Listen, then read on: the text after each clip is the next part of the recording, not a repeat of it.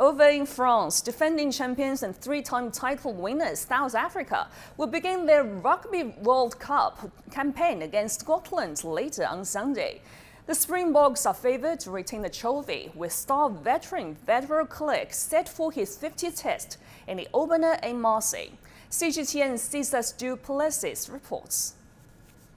Africa's top-ranked rugby team may not be ranked #1 in the world, but there is a reason the Springboks are three-time world champions. They possess power, agility, a formidable pack, and a coaching staff who know how to play knockout rugby. I think the first game is always important. You want to lay down a marker. You want to sort of get people to know who you are and what you're about.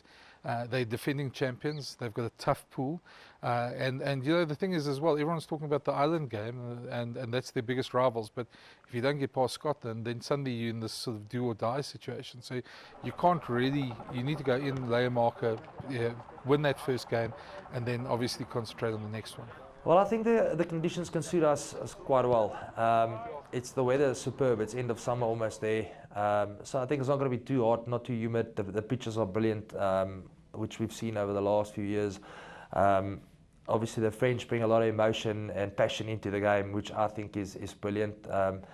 Obviously, there can be hostile crowds, but I think it's more going to be excitement. So I think the support will be brilliant.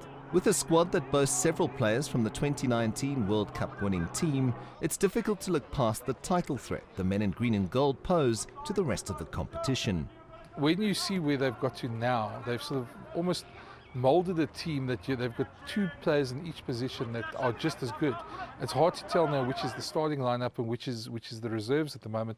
And those players are so interchangeable that they can play any combination and have just as strong a team now. So I think they're in an extremely good position going into the World Cup. Having played the World Cup in 2007, it was probably one of the best organised events I've ever played in my life. And I think we can expect exactly that. And again, bringing the passion and the emotion and the whole French scenery and atmosphere is superb. So I think it's probably going to be one of the best, if not the best World Cup we've seen. South Africa lost their opening World Cup game in 2019 and became the first team to win the tournament after doing so.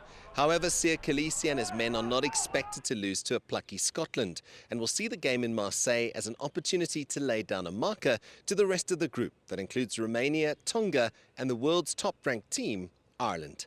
Cesar Du Plessis, CGTN, Johannesburg.